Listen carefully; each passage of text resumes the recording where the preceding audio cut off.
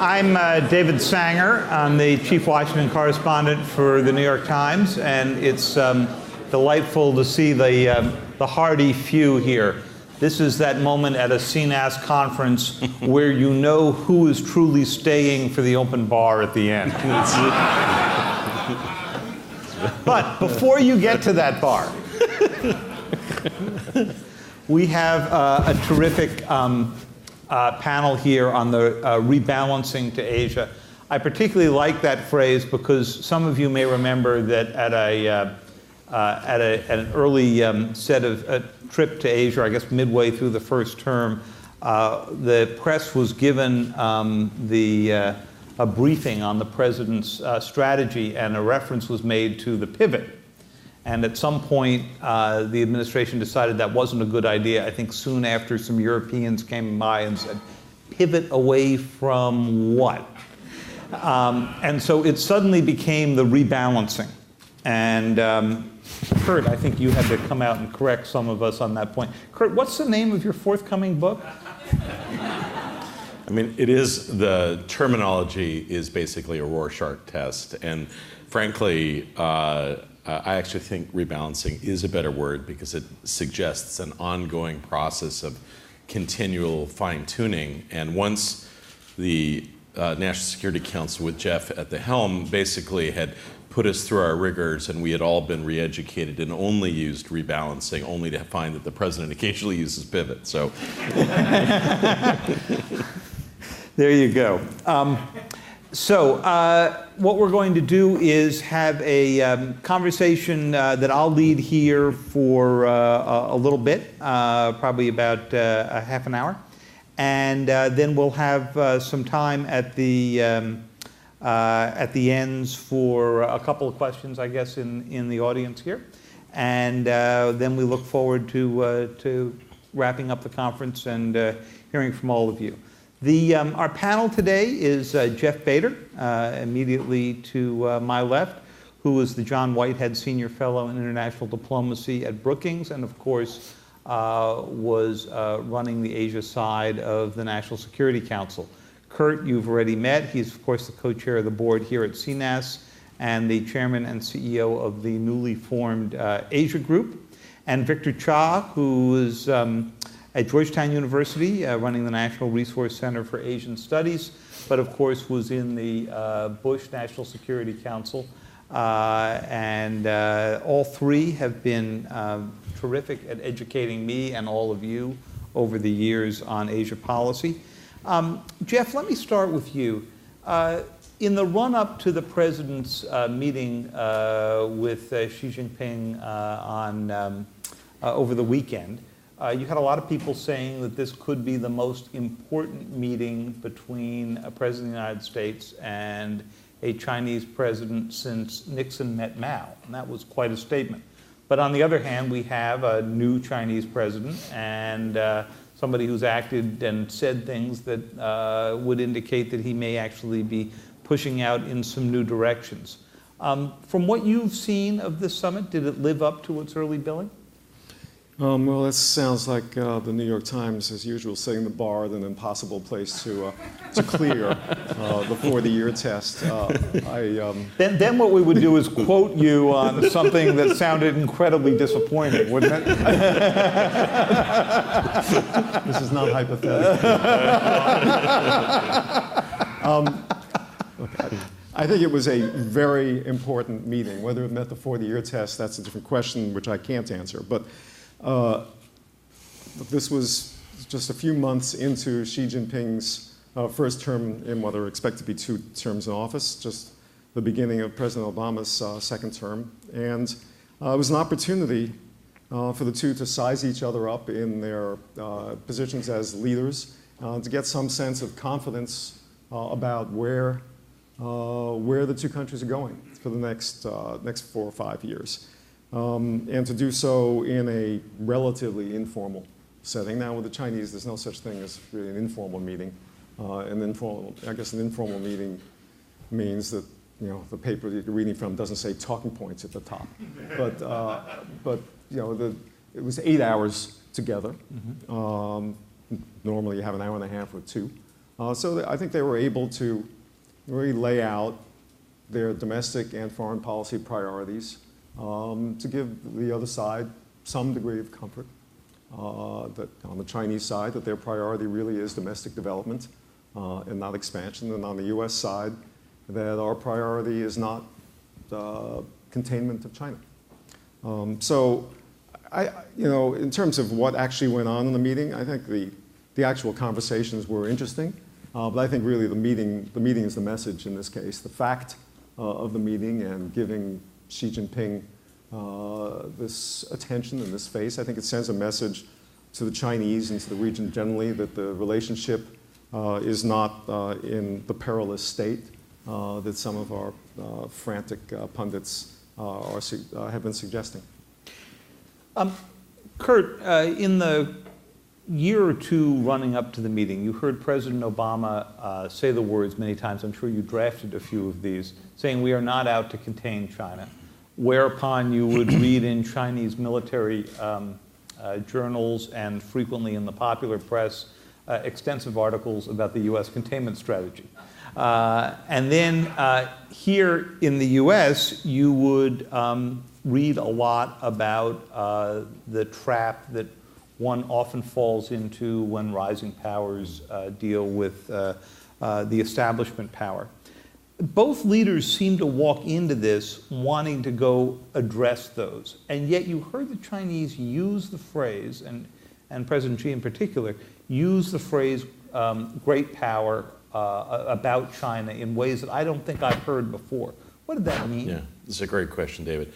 First of all, the interesting thing about the informality and formality, I was struck, I was a student at Oxford and people would say, well, it's formal, but people managed to informally wear black tie and just be casual and cool at all times. In Asia, sometimes we'd have meetings and we'd say that they were informal, but they were so meticulously formal in every way. So if you actually looked at the pictures of the teams lined up, white shirts exactly with the same button unbuttoned, you know, sort of down the line, perfectly formally informal. So, but I agree with Jeff. I think it's the form and the substance of the meeting, the fact that this is the first time ever really that the two leaders of a country have met, that it wasn't a full bells and whistles summit or a rushed meeting around the edges of a multilateral fora.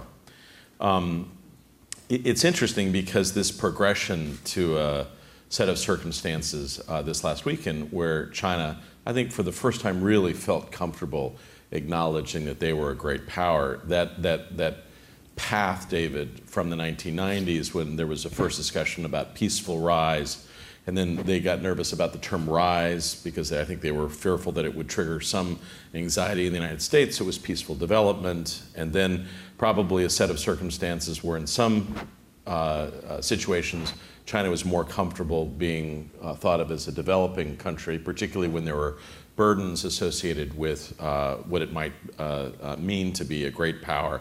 But then in terms of treatment and summits and like, really insistence on being a great power. I think they are now have decided that they want to be described directly as a great power. And the question for us, and I think the clues we need to look for, is what exactly does that mean in Chinese thinking? And for us, I think our goal will be to have sort of a 21st century conversation with China about how China must work with other members of the international community to uphold the system, the operating system, the norms, the values, the legal dynamic and framework that has led to the greatest period of prosperity in Asia's history of the last 40 years, to enlist them in a 21st century conversation and to do everything possible to avoid what you might call a 19th century conversation, which I must say occasionally we'd have conversations that would tend in that direction, a reminder of an earlier period in American history, the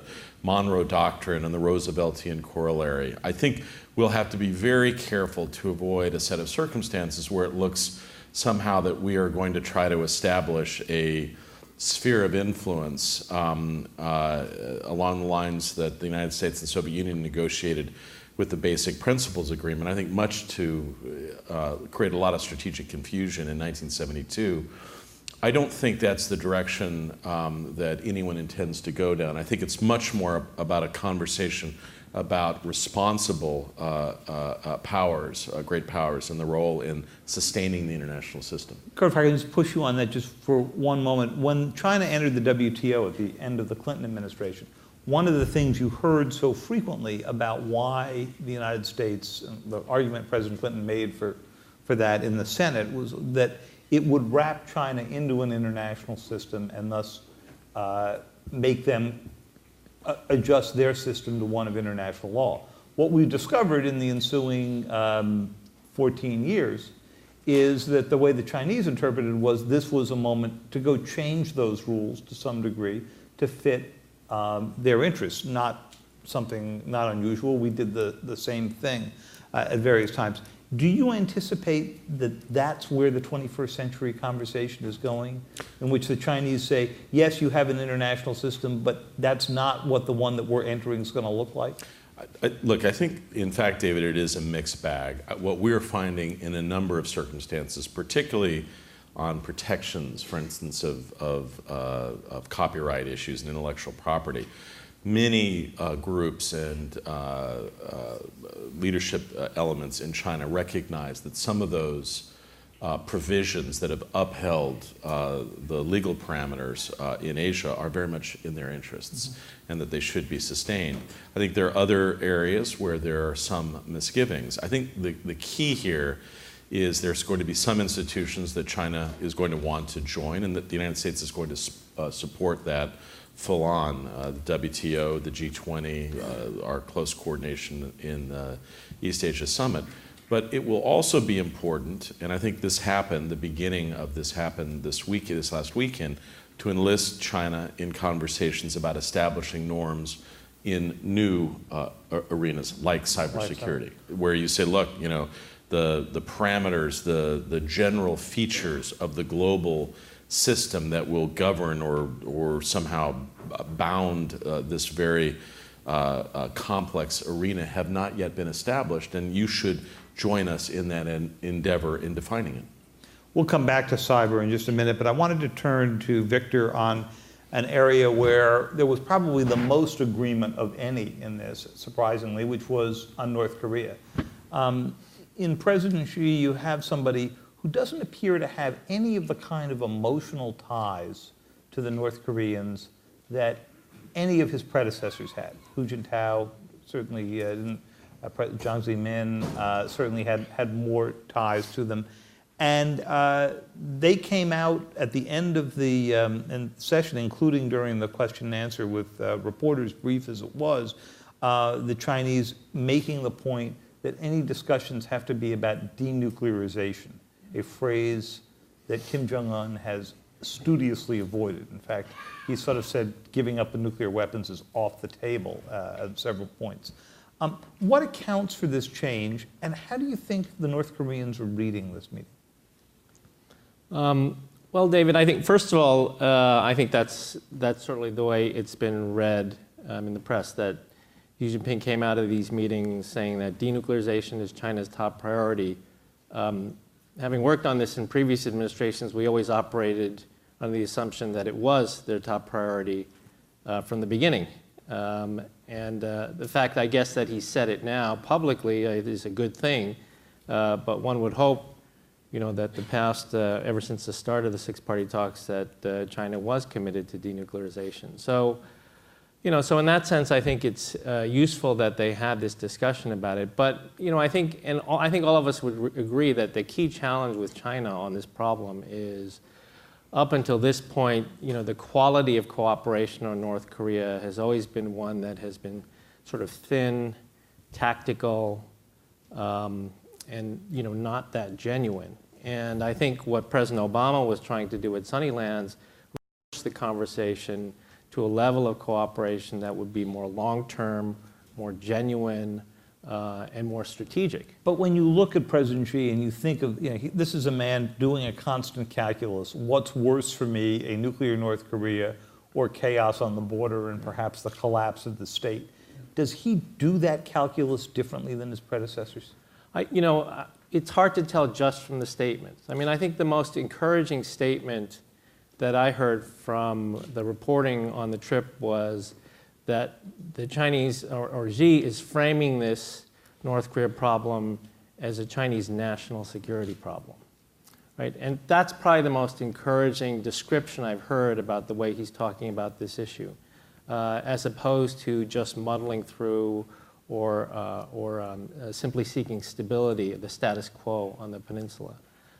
So if that's the direction in which the conversation is going between the two leaders, that's fantastic. I think that would be great. The thing is, we're not going to know, until we see sort of what comes down the road. I think talking to folks who are observing the economic discussion, I think the metric people are putting out there is, we'll see how China does in the SED, or the SNED, coming up in a month or so. We don't have a metric like that. It's a strategic dialogue. Strategic and economic dialogue. Those of you who didn't bring your... if you didn't bring your acronym dictionary. Guide, it's available in the back, yeah. And so I guess the real question is, what is the metric for cooperation on North Korea? I don't think there's as clear a one as the SNED on economic issues. So we'll just have to see. Jeff, let me turn to you on that same question and then also expand it in a moment to ask you about China and Japan.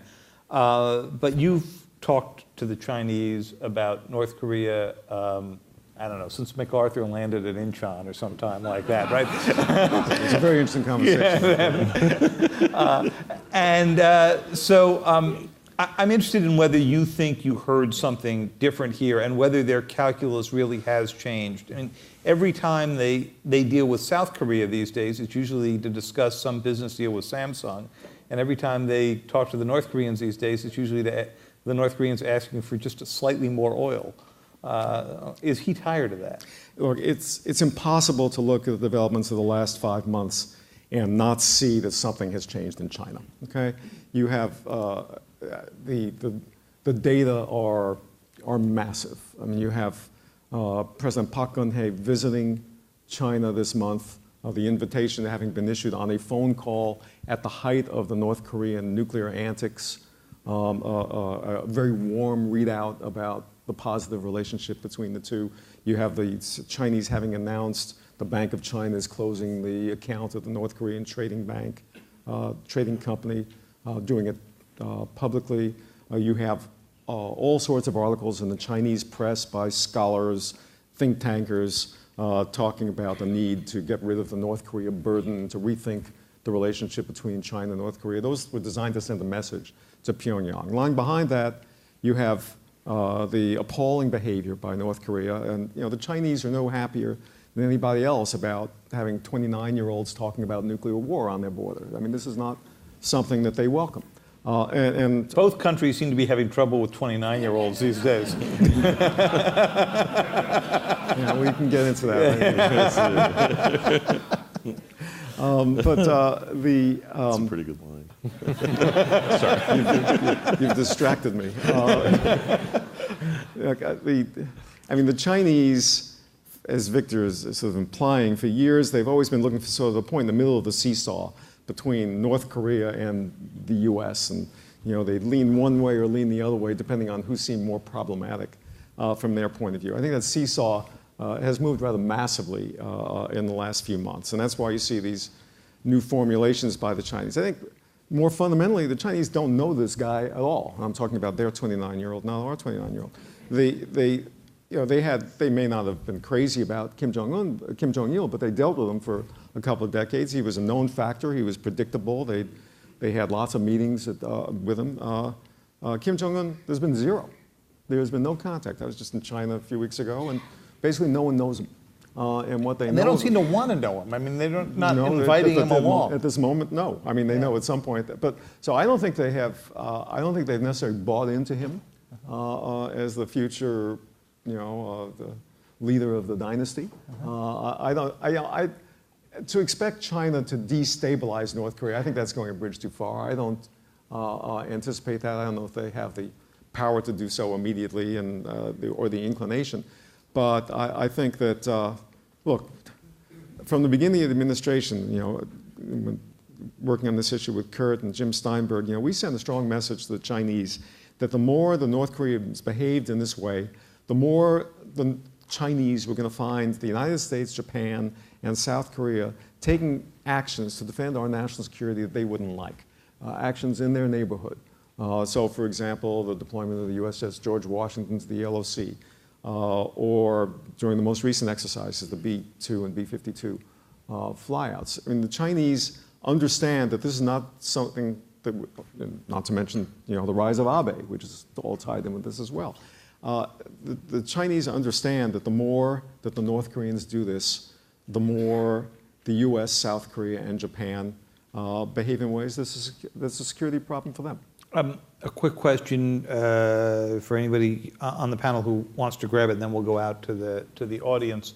When I talked to people who had come out of the meeting, and I asked about the conversations about the territorial disputes, not only with Japan, but also South China Sea and so forth, the answer I got back was that was where you saw the flashes of nationalism. That there was really, the sense was very little ground was going to be given there.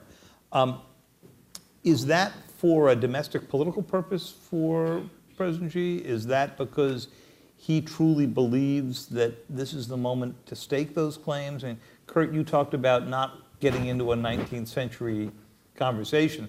I can't think of any faster way to take us into a 19th century conversation than that one. I mean, I'll just say a little bit, and then, we have a tendency when we talk about these extraordinarily complex and now some decades, some much longer, difficulties and tensions around territorial matters, and we tend to focus on the anxieties that they generate in Beijing.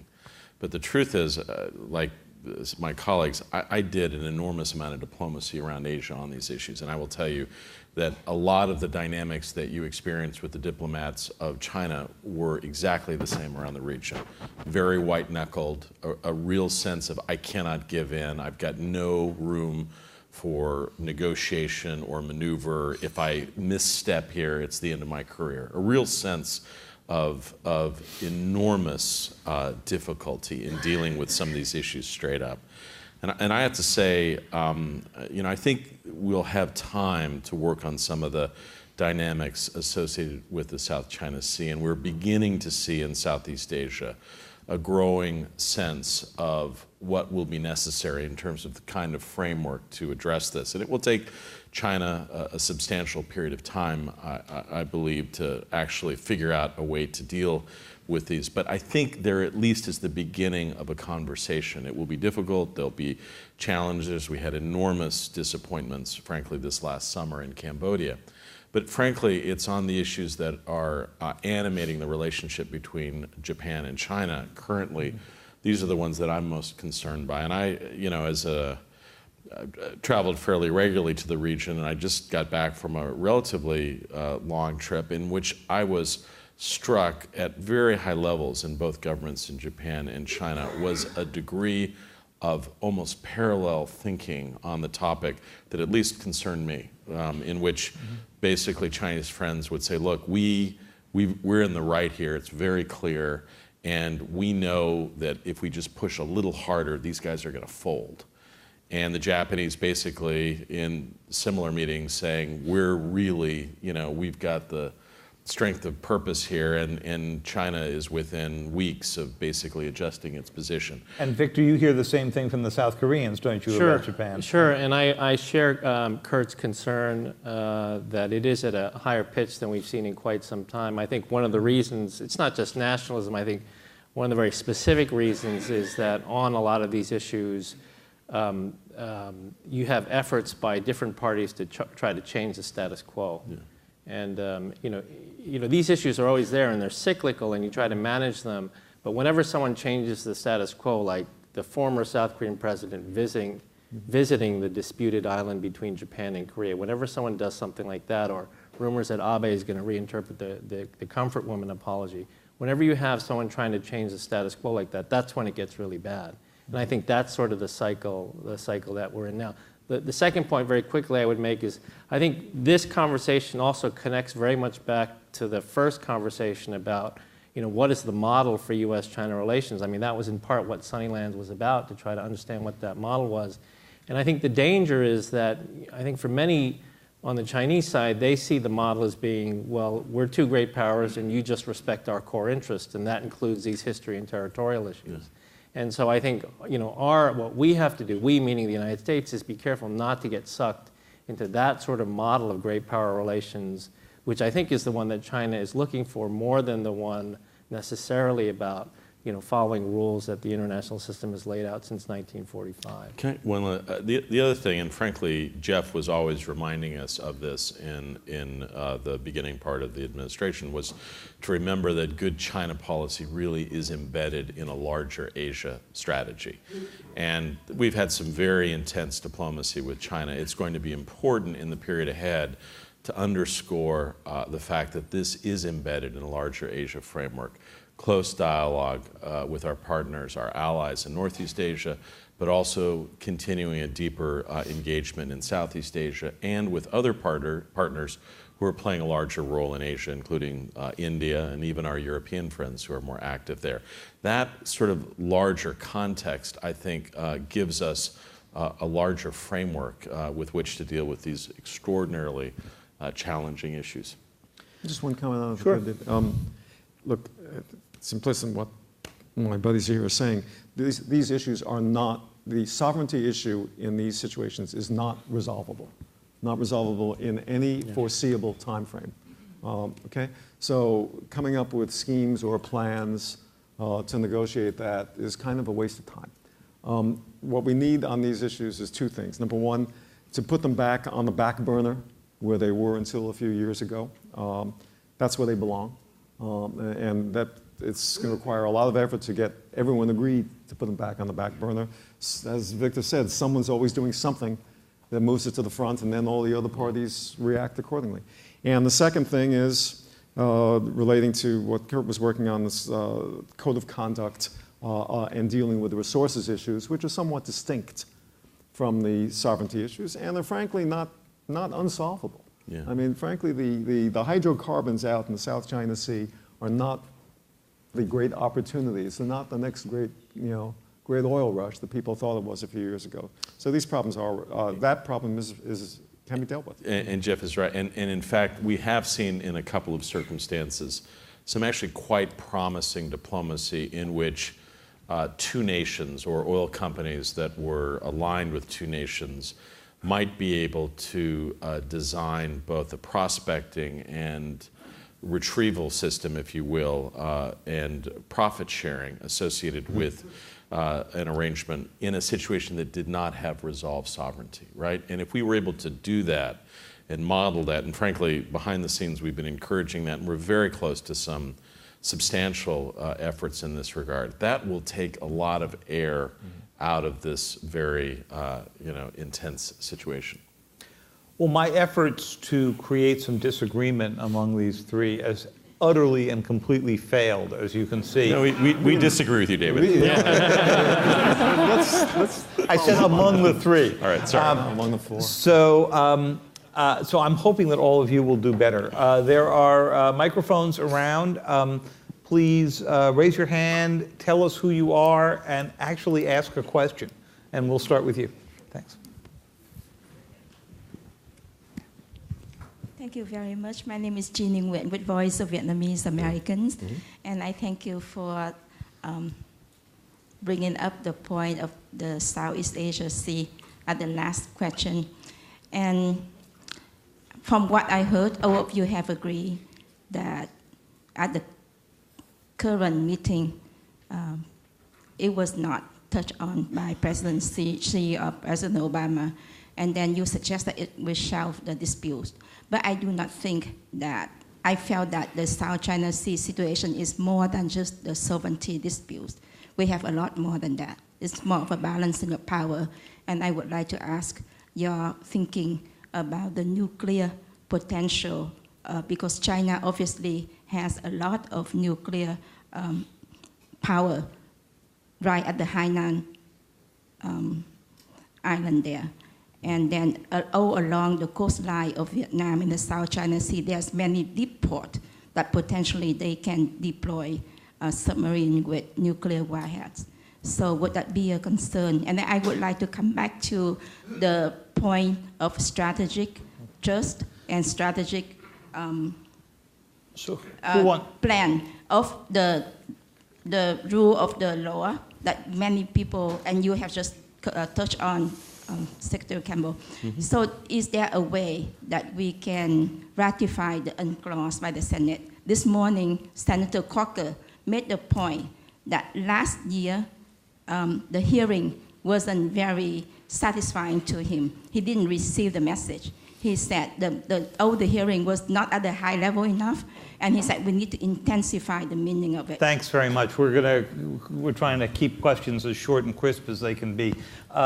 Can somebody address the strategic issue? Why don't I'll do Yeah. I'll let Jeff do the nuclear issues in Vietnam, and then I'll do the law of the sea.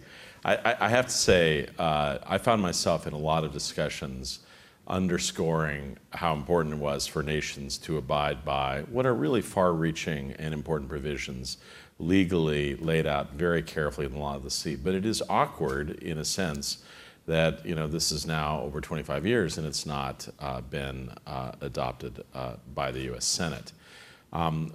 We made a pretty substantial push last year, and I think we got, you could kind of see it just there over the hill, but I think to get to the numbers that are necessary, which I believe is 67, I think in this Senate, I think it would be extraordinarily difficult. And the people who have expressed reservations about it, I think that some of their reservations go beyond the level of briefing they received or whether the particular answers were given.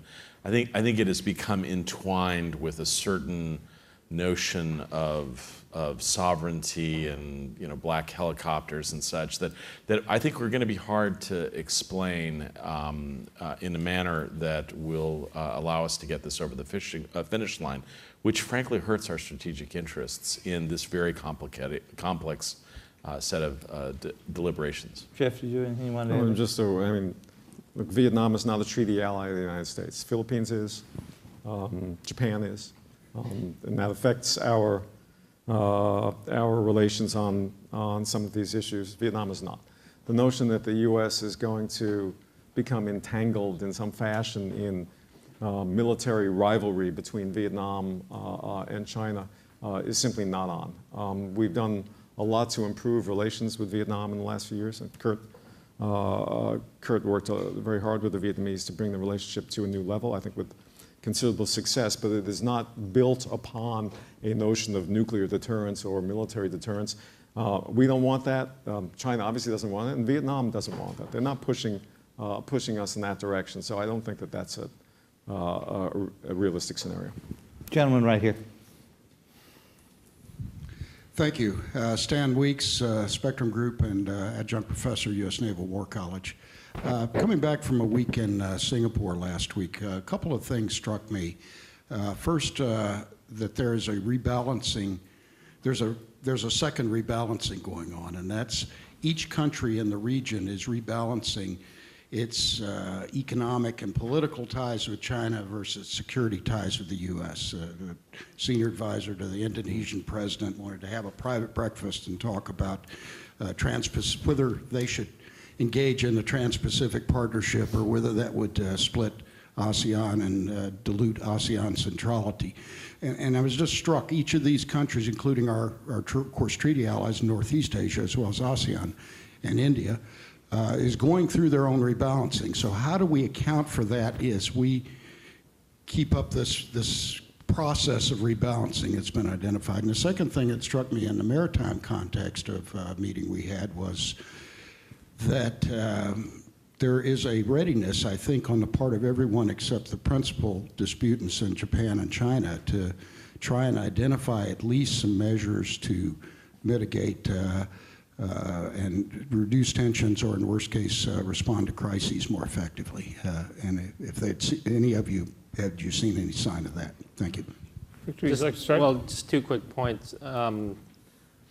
I do think that every country in the region has reacted differently to the pivot or the rebalance and China's reaction to that. And I think all the countries in the region don't want to have to make a choice between China and the United States. And I think for many, the working model is, half of my brain says economics with China, the other half of my brain says political and strategic with the United States.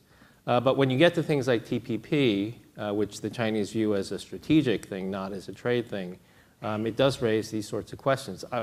Personally, as someone who didn't work for this administration, but liked the people very much who did, I think, no offense to the forthcoming book on the pivot, I think the most important architecture to come out of the Obama legacy in Asia will be TPP. I think that will be the most important thing if they get a framework agreement, because that is far-reaching. And now that Japan's in, I think the potential is limitless. Victor, you said that the Chinese view it more strategically than they do economically.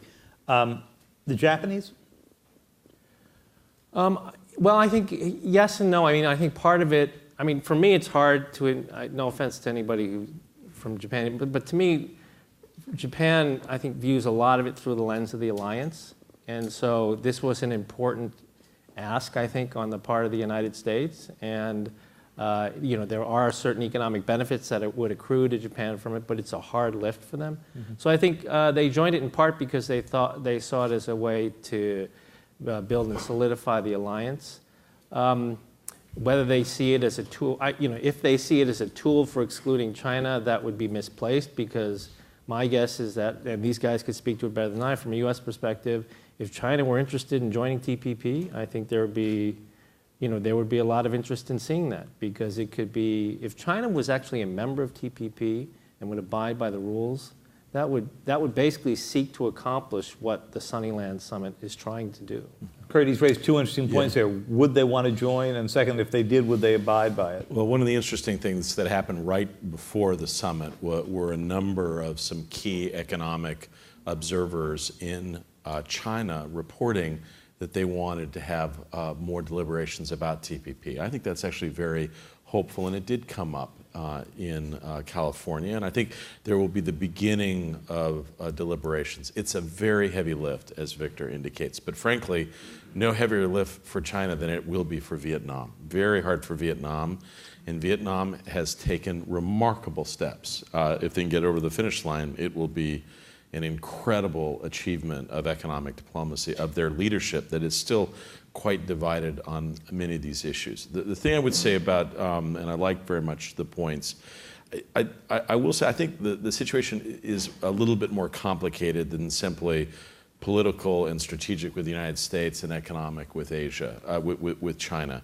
If you look, it depends on how you divide up. If you look at actual investment, the United States still dwarfs China's investment in many of these countries, and our role continues to be very substantial on the economic side. And China is now actually beginning to diversify its military and defense relationships with a number of countries in Asia, including some of our closest allies like South Korea and Australia.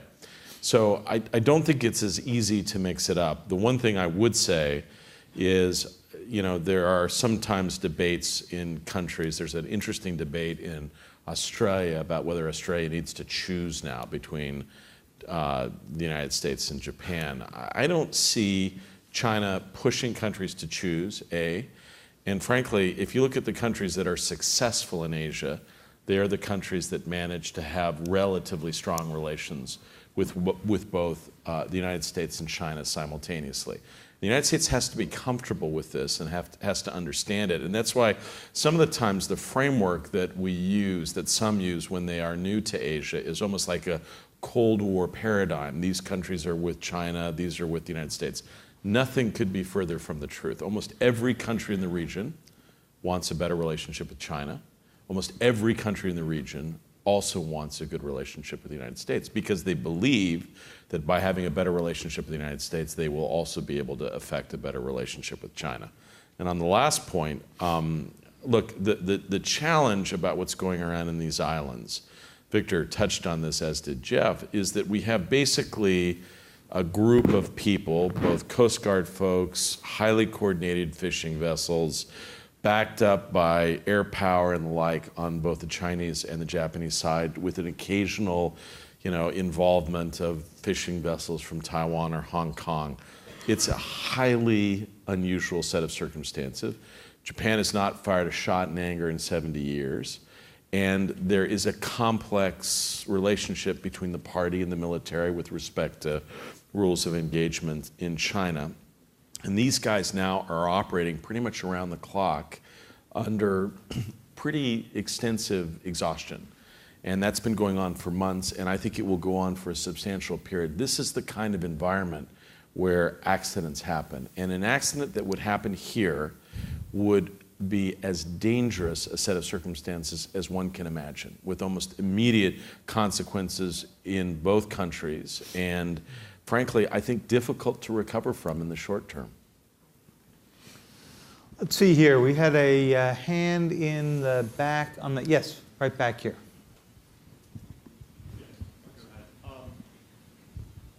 Hi, my name's Jimmy Zhang, a current undergraduate at the College of William and Mary in Virginia and a current intern for USTR. Just had a quick question about China's demographic balance and how China's demographic problems / gender imbalance may possibly impact China's future national security and relationship with the United States. I was wondering what you all thought about that. Thanks. Hey, I do U.S.-China relations. I mean, trying to run China, that's Xi Jinping's problem. I mean, you've identified massive problems that they are facing. You know, I think the median age in China now is about 35 for a developing country, and China is still in many respects, in most respects, a developing country. That's extraordinarily old. You look at like Pakistan, I think the median age is like 18 or 19. Most of these countries in North Africa is in the same range. The US is, I don't know, 40, 41. So China has a bit of the profile of a developed country in terms of the demographics. And so they're trying to build up a consumption-driven economy with safety nets, social safety nets to allow a consumption-driven economy, precisely at the time as they're not going to have enough young people to support it economically. So, I mean, this is a huge problem for Xi Jinping. But how it affects U.S.-China relations, I think that's a somewhat abstract question. I'm still upset by the 40 to 41 part. Yeah, I was just getting my head around that. Yeah. China, what about 40-41? I mean, Gentleman right back here. Just over the edge we are. Yeah, I know. Thank you. Hello. Thank you so much for the panel discussion. My question, I'm Nehal Chauhan from the Inlay Advisory Group and a student at the Fletcher School. If you look at Northeast Asia, the two kinds of conflicts that are present. One is the sovereignty island territorial issue, and the other is the historical issue. Given that Japan is an allied treaty of the US, and a lot of the historical issues emanate from Japan's role in World War II, I want to ask you, what US's role going forward, should it increase, decrease, or stay on the same level in order to diffuse growing economies in Asia that are having increasingly powerful armies? Thank you. I'm sorry, I missed the question. He's asking about what our role What is on should the the U.S. historical role? issue. Yeah, Okay, the yeah. U.S. role. No, I think we'd all love to take a run at that one. All right, I'll start.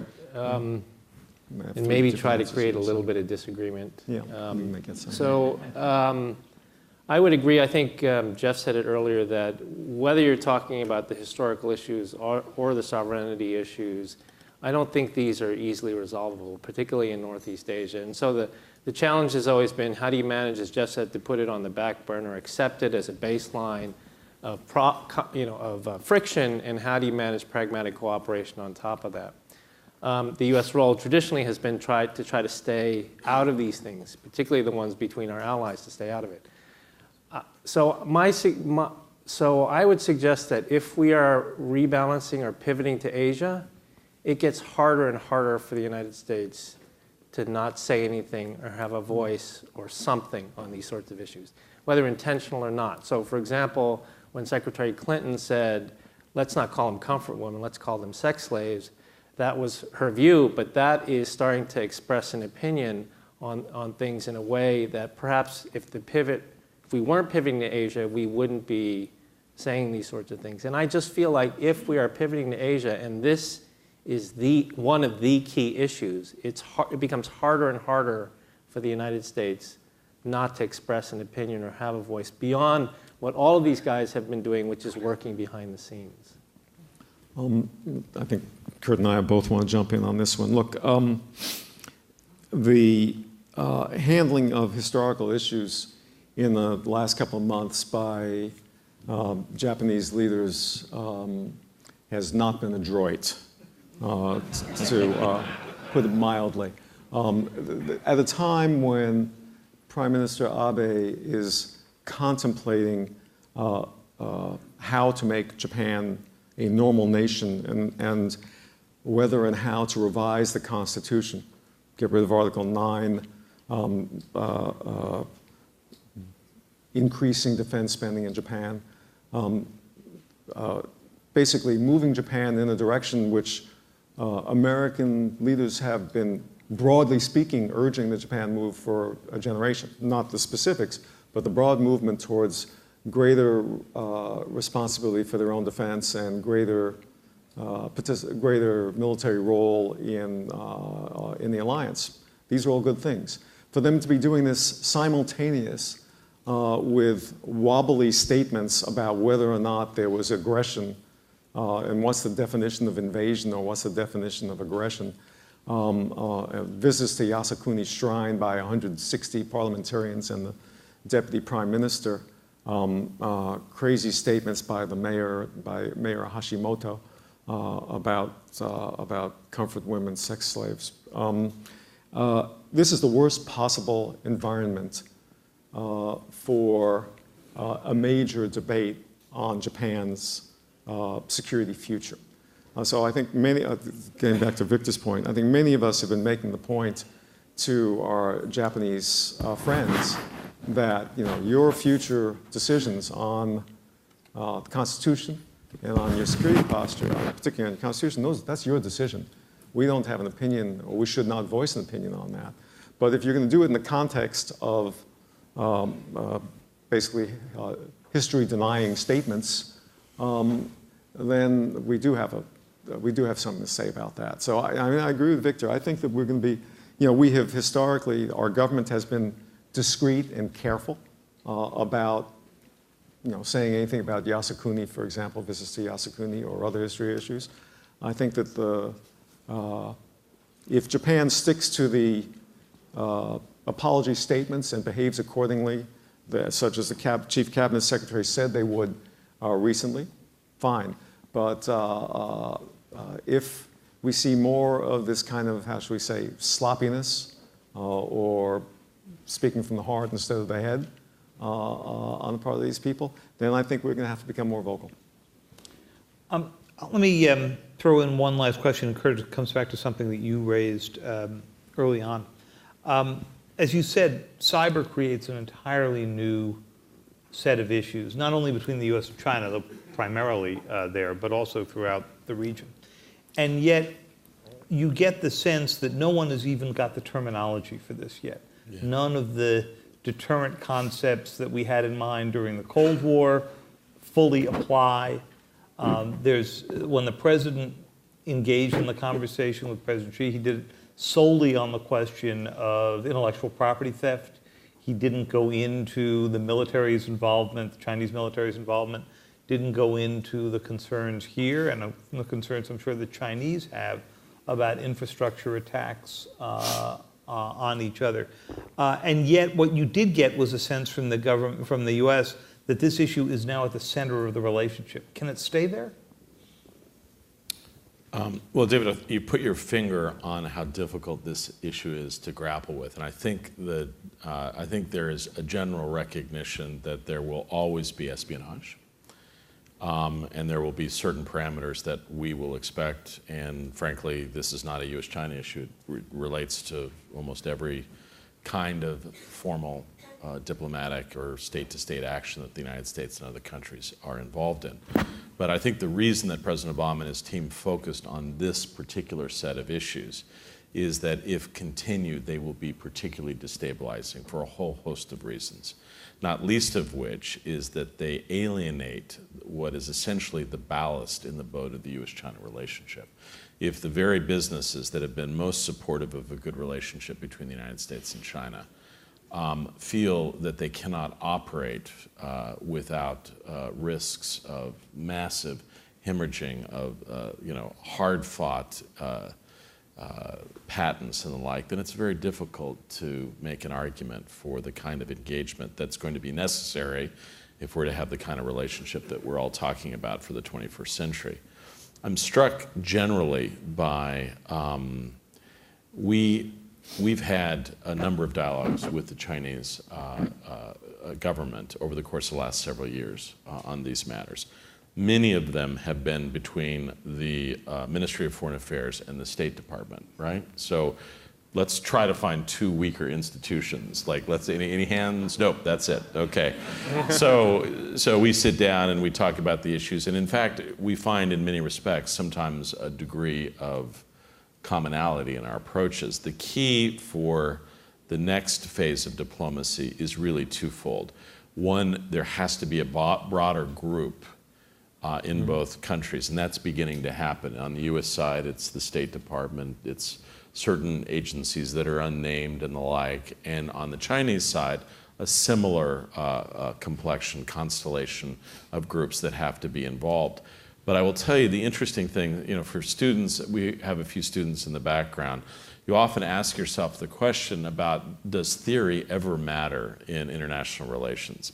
And I will tell you an interesting feature here. There is a wonderful piece by Bob Putnam called The Two-Level Game Theory, in which it turns out some of the most interesting and complex diplomacy on any subject is not between two states, but between the governments of the two states in terms of figuring out what the appropriate approach is. And David, we're right at the beginning of figuring that out inside our own government about how to actually deal with these issues. And so that will be the first step in actually figuring out how we engage China. And that process is going to be years long, and it will not just involve the United States, but other countries in the international setting. Well, thank you. This morning at one of the breakfasts, somebody said that CNAS was not really a think tank, but really much more a development of ideas tank. And that was certainly my experience when I was at CNAS working on a book. It's certainly been my experience at this conference, and definitely the experience in talking to you, Jeff, and Kurt, and Victor, and I thank you very much. And it's thank all massive of you. rush to the drinks now. That was very good. Totally great.